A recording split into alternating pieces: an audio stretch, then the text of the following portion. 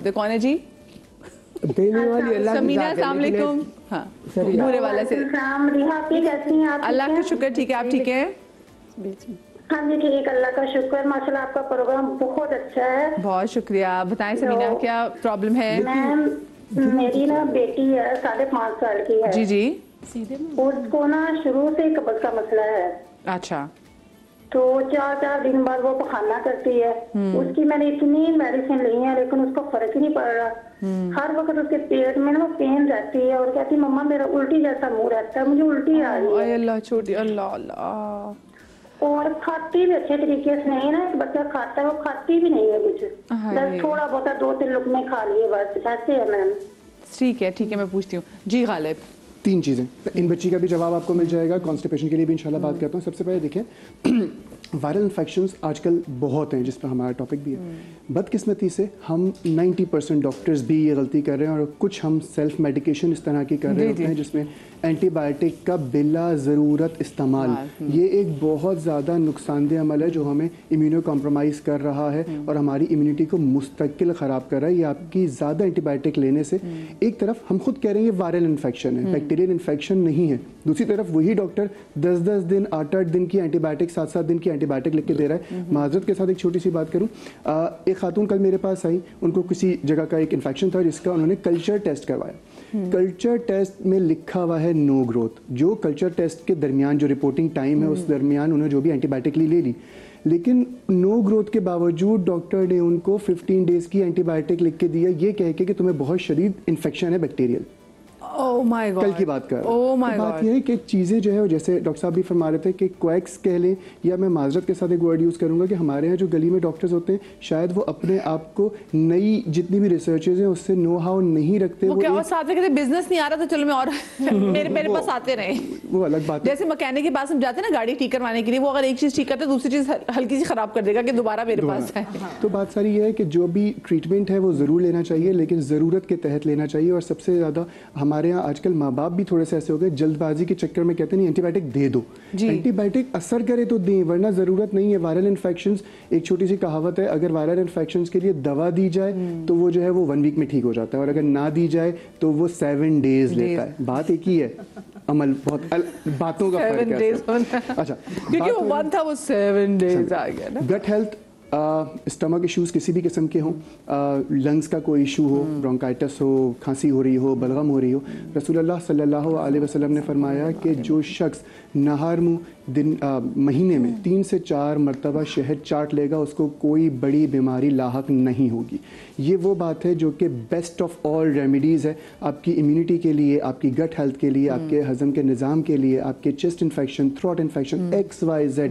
शहद का ओरिजिनल होना ज़रूरी है। अल्हम्दुलिल्लाह हम ऐसी कौम में रहते हैं जो हम कसूरवार जड़ी बूटियों को भी देते हैं। मैं अक्सर रेमेडीज़, आपस की भी एक खातून मेरे पास आई, उन्होंने आपने ने कोई रेमेडी बताई, वो मुलेठी आपने शायद उनको बताई थी, अब वो मुलेठी की जगह जो है वो कुछ और ही जड़ी बूटी ला के दिखा रही है कि उसने ये दिए पंसारी ने, इससे तो मुझे ये फलानी चीज़ हो रही है। सिनेमन स्टिक वो भी गोल गोल से ले आई हो। सारी है कि हम जो चीज़ बता रहे हैं हमें मालूम है कि वो किस तरह दिखती है, कोशिश भी हमारी होती है कि हम कैमरे पे दिखाएं कि मुलेठी है ये इस तरह दिखती है। तो ऑब्वियसली जो बंदा देने वाला है वो अपने 2 रुपए कमाने के लिए आपको गलत चीज़ पकड़ा रहा है, वो ये नहीं सोचता कि उसका रिएक्शन उस बंदे पे क्या आएगा। तो ऑब्वियसली हमें थोड़ा थोड़ा सोचना चाहिए कि हम बाहैसियत कौम कहाँ खड़े, माजरत के साथ। अच्छा, रेमेडीज़ की बात करें, खांसी बहुत ज़्यादा कॉमन हो रही है और आजकल कराची की अगर बात करूँ तो गट हेल्थ और खांसी ये 2 मेन ऐसे बीमारियां हैं जो कि बहुत ज़्यादा हो रहे हैं पंजाब साइड पे भी, और कराची में तो अल्हम्दुलिल्लाह मुंजदाड़ों में रहने लगे हैं, जिसकी हम बात कर रहे थे कि मिट्टी इतनी ज़्यादा हो गई है जिसकी वजह से जो है वो हर बंदा खांसी नज़ला बुखार का पेशेंट बना हुआ है। 1 चमचा शहद, इसमें मैं 3 चीज़ें ऐड करूँगा, और 1 चमचा शहद लेना है, इसमें अदरक को थोड़ा सा कुचल के अदरक के 2-3 कतरे सिर्फ ऐड करने हैं, इसके अलावा अदरक का पानी सिर्फ, काली मिर्च 1 चुटकी स्प्रिंकल कर लें, और इसमें तीसरी चीज़ जो मैं ऐड करूँगा वो है एप्पल साइडर विनेगर, सिर्फ 2 कतरे, 1-2 बस। ये रेमेडी आप रात को यूज़ कर लीजिए खाने के बाद, और सुबह नाश्ते के बाद हल्के से नीम गर्म पानी के साथ भी इस्तेमाल हो सकती है, चाय या किसी और चीज़ के साथ भी इस्तेमाल हो सकती है, और ये बहुत ज़्यादा बेनिफिशियल होगी आपकी खांसी के लिए। ठीक है, थोड़ी सी हमने शहद ली, उसके ऊपर काली मिर्च डाल दी, एप्पल साइडर विनेगर, 4 चीज़ें। हिकमत की अगर बात की जाए तो हमारे यहाँ एक बहुत कॉमन नुस्खा है मुलेठी।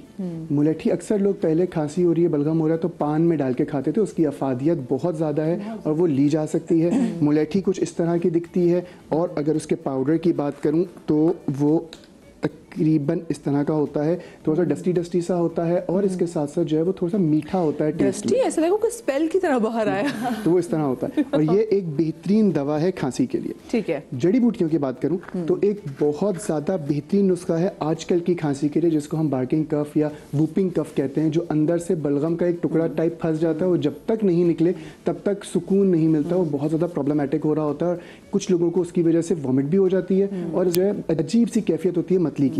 जड़ी बूटियों की अगर बात की जाए तो 3 चीज़ों का मुरक्कब या 1-2 चीज़ों का मुरक्कब और एक चीज़ अलग भी रख सकते हैं। काकड़ा सिंघी, ये एक जड़ी बूटी होती है काकड़ा सिंघी, और दूसरी जड़ी बूटी है पीपल कलां भी कहते हैं और पीपली भी कहते हैं। ठीक है, ये इस तरह की होती है।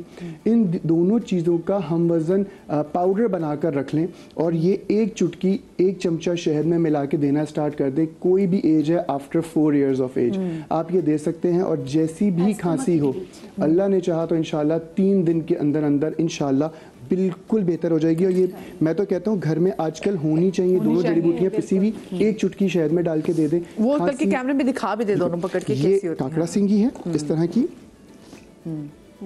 और ये पीपल कला, ये दोनों चीज़ें मार्केट में बहुत आसानी से किसी भी पंसारी से मिल जाएंगी और ये दोनों चीज़ें मिरेकल इफेक्ट्स डालती हैं आपके, भी कहते हैं ना, बिल्कुल फिलफिलदराज भी कहते हैं, और ये मिरेकल इफेक्ट्स डालेंगी आपके खांसी बलगम किसी भी किस्म की खांसी हो, ड्राई कफ हो या म्यूकस वाली हो, उसमें बहुत ज़्यादा मुफीद है। अच्छा, बात दूसरी करूँ, अगर इम्यूनिटी को इंक्रीज़ करना बहुत ज़्यादा ज़रूरी है। अगर हमारी इम्यूनिटी बेहतर होगी तो हमारी बहुत सारे मामलात बेहतर रहेंगे, चाहे वो रिस्पायरेटरी इशूज़ से रिलेटेड हो, गट हेल्थ से रिलेटेड हो, XYZ कोई भी हम वायरल या बैक्टीरियल इन्फेक्शन की बात करें।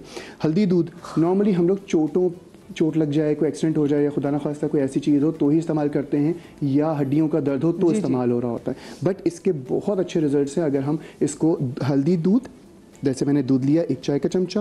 अच्छा, मुझे पता है इसके लिए पहले हल्दी को मक्खन में या फिर देसी घी में पकाने की जरूरत होती है, क्योंकि वरना कच्ची हल्दी लग रही होती है। सबसे बेस्ट अगर हो तो कच्ची हल्दी में दूध को पका लें और छान कर उसमें शहद डाल दें, जो मैं रेमेडी यूज़ कर रहा हूँ। लेकिन अगर कच्ची हल्दी अवेलेबल नहीं है, जो कि वेजिटेबल वाले फ्रूट मार्केट में आराम से मिल जाती है, अगर नहीं अवेलेबल तो नॉर्मल वाली हल्दी जो होती है वो 1 चुटकी दूध में ऐसे ही डाल दीजिए। अच्छा, ठीक है, तकरीबन 1 चुटका बड़ा वाला, और इसमें जो है वो 1 चाय का चमचा शहद ऐड करके अगर ये रोज़ाना रात को सोते वक्त ले लिया जाए गर्म दूध के साथ, तो ये एक बेहतरीन रेमेडी होगी डिफरेंट किस्म के। मैं तो कहती हूँ भाई, अगर आपको आपके माँ बाप से प्यार है तो आप उनको ज़बरदस्ती रात में नीम गर्म दूध के अंदर ना वो ज़रूर जोड़ों का दर्द डाल के दें। हाँ, जोड़ों का दर्द, इन्फ्लेमेशन किसी भी किस्म की, आर्थराइटिस, चेस्ट इन्फेक्शन या साइनोसाइटिस, नींद की सुकून की नींद आना, कुछ लोगों को रात के टाइम पे क्रैम्पिंग वाला पेन हो रहा होता है पाँव में, उसके लिए ये एक बेहतरीन रेमेडी है। अगर आप डायबिटिक पेशेंट तो इसमें शहद ऐड नहीं करेंगे, सिर्फ दूध और हल्दी देंगे, और अगर डायबिटिक पेशेंट नहीं है अल्हम्दुलिल्लाह तो आप जो है वो उसमें शहद ऐड करके लें और इसके बेहतरीन रिजल्ट्स हैं। अच्छा, वायरल इन्फेक्शन से ही लड़ने के लिए एक छोटी सी रेमेडी और अर्ज करूँ, इसमें 3 चीज़ें हैं। कीनू विटामिन सी से भरपूर, और ये विटामिन सी के लिए एक बेहतरीन उसकी एक सोर्स है। विटामिन ऑरेंज मैं तकरीबन इसमें 10 कतरे ले रहा हूँ। दूसरी चीज़ मैं ऐड कर रहा हूँ तकरीबन 5 से 7 कतरे लेमन के, और तीसरी चीज़ मैं इसमें ऐड करूँगा जैतून का तेल 1 चाय का चमचा। ये तीनों चीज़ें मिला के तकरीबन 1.5 चाय का चमचा ये बन गया। इसको अच्छी तरह मिक्स कर लें, सिर्फ 6 दिन या मैक्सिमम 7 दिन इसको आप नहार मुँह इस्तेमाल कर लीजिए। नाश्ते से पहले इसको इस तरह का पेस्ट बना लें और ये इतना सिर्फ नहार मुँह इस्तेमाल कर लीजिए। अल्लाह ने चाहा तो वायरल इन्फेक्शन से लड़ने की सलाहियत, कुव्वत मुदाफ़त। सिर्फ 3 चीज़ें, जैतून का तेल आपने इसमें डाला और ऑरेंज का जूस, और फिर आपने डाला जी लेमन जूस डाला, सिर्फ 3 चीज़ें, और नॉर्मली हर घर में तकरीबन आजकल तो मौजूद है। बिल्कुल, आजकल तो बिल्कुल। किसके लिए? पित्ते के पत्थर। अच्छा, उस साहब ने मुझे बताया वो जिनकी भी कॉल आई थी, बड़ी परेशान थी अपने बच्चे की कॉन्स्टिपेशन को लेकर, उसके लिए बात करता हूँ। अच्छा, एक पहले हमारे पास कॉलर आई थी जिससे हमने बात की थी गैस्ट्रिक ट्रबल वगैरह बहुत ज़्यादा हो रहा था। उसके लिए मैंने 1 गिलास पानी लिया, इसमें तकरीबन 1 चाय का चमचा मैंने सौंफ ऐड की, छोटी इलायची 4 से 5 अदद ऐड की, और अदरक का तकरीबन इतना बड़ा टुकड़ा, तकरीबन ये 1.5 इंच का टुकड़ा है। अगर मैं उसमें देखूँ स्क्वायर में तो ये 1/1 स्क्वायर इंच का टुकड़ा है। 10 से 15 पत्तियाँ पुदीने की ये मैंने ऐड की। इसको पकाएंगे, जब ये पक जाए तो मैं एक कहवा टाइप बन जाएगा। और ये सारी चीज़ें वो हैं, ये वही कहवा है जिसका मैं जिक्र कर रहा था, जो कि किसी भी किस्म की दावत हो, कोई चीज़ हो, तो उसके बाद ये एक ग्रीन टी का इसका टेस्ट होगा। ये बेहतरीन रिजल्ट्स हैं। पता है हमारे घर ना खाली जब पेट में कभी दर्द होता था तो फिर अम्मी फौरन ये करती थी, सौंफ पुदीने का बनाती थी, पानी बनाती थी, इलायची के साथ बनता है वो, उसमें इलायची डाली, उसमें पुदीना डाला। अच्छा, वो हमारे घर में पुदीना सुखाया जाता था, फिर उसके बाद वो सूखा पुदीना उसमें डाला, उसके बाद फौरन जिसमें सौंफ डाल दी, इलायची डाल दी है, और बस अगर दिल है तो चलो थोड़ा सा बच्चे ने पीना है तो चीनी भी डाल दी, तो वो मज़ेदार हो जाता था, तो वो एकदम से इफेक्ट देता था। और मेरे ख्याल से अगर बात करें गैस्ट्रिक ट्रबल की, गट हेल्थ की, तो ये एक मिरेकल रेमेडी हो सकती है उन लोगों के लिए जो कि मुस्तकिल प्रॉब्लम का शिकार रहते हैं। हाँ। अच्छा, इस्तेमाल रेगुलर बेसिस पे भी किया जा सकता है। ये सारी चीज़ें वो हैं जो कि आप नॉर्मली घर में तकरीबन कमोबेश हर दफ़ा हर वक्त कभी ना कभी किसी ना किसी ग़िज़ा के तौर पे ले रहे होते हैं। तो ये 4 चीज़ें इसमें ऐड की, इसका कहवा बना लेंगे, छान लेंगे। छानने के बाद इसमें 1 चुटकी मीठा सोडा, जो कि बेहतरीन है बॉडी के अल्कलाइन करने के लिए, गट हेल्थ को बेहतर करने के लिए। और ये दवा जो मैंने बनाई जिसमें हमने ये ऐड किया है मीठा सोडा, ये अगर किसी को लूज मोशन या डिहाइड्रेशन के बाद अगर ये दिया जाए तो 3 दिन के अंदर ये एक नेचुरल जो हमारे यहाँ डिफरेंट वो मिलते हैं जो कि डिहाइड्रेशन को पूरा करने के लिए लिक्विड्स होते हैं, वो उसका काम भी करेगा, हजम के निज़ाम को भी बेहतर करेगा। और जिन लोगों को भूख बिल्कुल नहीं लगती उनके लिए एक बेहतरीन रेमेडी है। 2 चीज़ें और अर्ज करूँ। एक खातून की कॉल आई थी जिन्होंने रनिंग नोज़ का जिक्र किया था बहुत ज़्यादा। 1 गिलास दूध लें, 21 काली मिर्चें कूट के पकाएं, 3 दिन रात को सोने से पहले ले लें। अल्लाह ने चाहा तो इंशाल्लाह खांसी, नज़ला या जो रनिंग नोज़ है वो बेहतर हो जाएगी, क्योंकि ये इस्लामाबाद में रहती हैं। तो जो ये मौसम का जिक्र कर रही हैं वो पोलन एलर्जी का 21 काली मिर्च, ठीक है। तो 20 या 21 साल उन्होंने जिक्र किया। तो पोलन एलर्जी में ये तमाम चीज़ें हो रही होती हैं मुस्तकिल, और एक लंबी जिक्र वो हो जाएगी ये, लेकिन अगर ये रेमेडी इस्तेमाल करेंगे तो बहुत अच्छा होगा। दूसरी बात जो हुई वो कॉन्स्टिपेशन के लिए कॉल आई थी। सौंफ 1 चाय का चमचा और 10 से 12 पत्तियाँ, सिर्फ पत्ती होनी चाहिए, डंडी ना हो, सना मक्की, इसका पाउडर बना लीजिए। या 10 चमचे सौंफ और तकरीबन समझे 1.5 चमचा 2 चमचे सना मक्की के पत्ते, इसका पाउडर बना के रख लें। रोज़ाना सिर्फ ये 1 चुटका, थोड़ा बड़ा वाला, या 1/4 चाय का चमचा या आधा चाय के चमचे तक ज़रूरत के तहत बच्ची को रात को सोने से पहले दूध के साथ दे दें, और इंशाल्लाह 1 हफ्ते में कॉन्स्टिपेशन का मसला 9% बेहतर हो जाएगा। एक कॉलर आई थी जिन पर हमने 2 बल्कि आए हमारे पास, जो कि जिक्र किया उन्होंने छालों का। देखिए, छालों का ताल्लुक हिकमत की अगर बात की जाए तो 2-3 रीजंस हो सकते हैं, लेकिन अगर तजर्बे की बात करूँ तो हमारे यहाँ नॉर्मली जो एज फैक्टर दोनों ने बताया, तकरीबन गंदी खुराक, ख़राब खुराक, और इसके साथ फास्ट फूड का बहुत इस्तेमाल और पानी की बहुत ज़्यादा कमी, एक रीजंस होते हैं कुछ जो कि मैदे को ख़राब कर रहे होते हैं। 4 चीज़ें। तबाशीर एक जड़ी बूटी होती है, तबाशीर एक जड़ी बूटी होती है जिसको कहते हैं सत्ते गिलो, और इलायची, हरी इलायची, बिल्कुल। इन तीनों चीज़ों को पीस लें 10-10 ग्राम, इसमें 60 ग्राम चीनी ऐड करें, मिक्स करें। आधा चाय का चमचा सुबह, आधा चाय का चमचा शाम दे दें। विटामिन सी की 1 टैबलेट साथ में दे दें।